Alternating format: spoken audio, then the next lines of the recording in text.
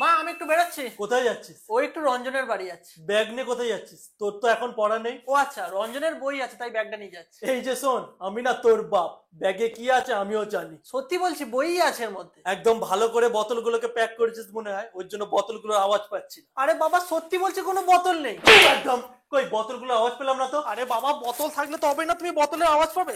এই দেখো তো, এই দেখো বই। সবসময় সবকিছু রিলের মতো হয় না, মাঝে মধ্যে সত্যি বইও থাকে। আচ্ছা আচ্ছা ঠিক আছে, যা যা।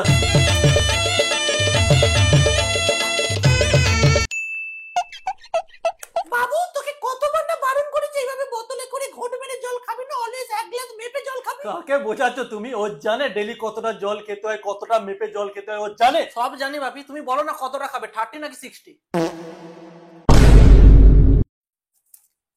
এই দাঁড়া। এই যে এবারে সরস্বতী পুজোর প্ল্যান কি? ওই তো সকালে উঠবো, পাঞ্জাবি পরবো, পুজোয় বসবো, অঞ্জলি দেবো, তারপরে কয়েকটা পিক্স তুলে খিচুড়ি বেগুন ভাজা খেয়ে ঘুমিয়ে পড়বো, ব্যাস এটাই প্ল্যান। কেন? না মানে দেখছিলাম এবারে কেউ জুটলো কিনা, কিন্তু না সেই একই, তোর দ্বারা আর হবে না।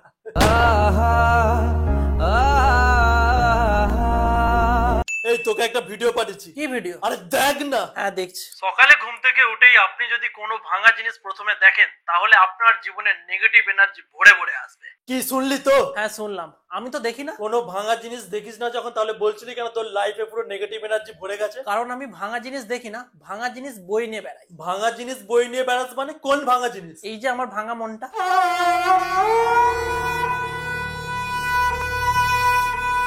এই কি বলছি গো? কি গো? এই তোর মা কোথায় রে? আরে কি বলছি গো, শোনো না এদিকে। এই তোর মা নেই নাকি রে?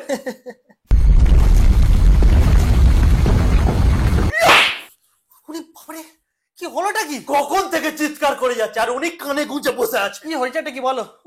বলছি তোর মা কোথায়? আরে মা তো ছাদে গেছে জামা কাপড় মিলতে, এই জন্য চিৎকার করছিলে? আর তার জন্য আমার গালে এত জোরে তবলা বাজালে? আজ্ঞে না, মুদিখানা বিলের জন্য। দ্রব্যমূল্য বৃদ্ধির জন্য বিলের অ্যামাউন্টও বেড়েছে, স্বাভাবিক। তুমি পাটা দ্রব্য মূল্য বৃদ্ধির কথা আর বলো না। আর তাছাড়া আমি মুদিখানার দোকানের পার্টিকুলার একটা জিনিসের দামের জন্য চিৎকার করছি। কোন জিনিস? ধূপ। এত ধূপ কিনে তোর মা করছেটা কি? ঠাকুর পুজো করে। আরে ঠাকুর পুজো করবে না তো কি তোকে পুজো করবে? করলেও আমার কোনো প্রবলেম নেই। মেরে না মুখ ফাটিয়ে দেবো বলে দিচ্ছি। আরে কি হয়েছেটা কি তোমাদের? এই তো, আরে তুমি ডেলি ধূপ আনছো কেন? তেল মশলার থেকে ধূপের বিল বেশি হয়ে গেছে দেখছি, খাতা থেকে তো আই এম অবাক। কি বলছো কি? আমি তো সেই মাসের শুরুতেই যে ধূপ এনেছি, আর আমি তো মাসে একবারই ধূপ আনি ব্যাস। তাহলে মুদিখানা দোকানের হিসাবের খাতায় ধূপের দাম অত কেন? একদিন ছাড়া ছাড়াই ধূপ কিনে এনেছো তুমি। আমি তো কোনো ধূপ কিনে আনিনি, আর তাছাড়া তোমার ছেলেও তো কোনো ধূপ এনে আমাকে দেয়নি। আচ্ছা আমি একটু বেরোচ্ছি। হ্যাঁ আচ্ছা আচ্ছা, এক মিনিট শোন।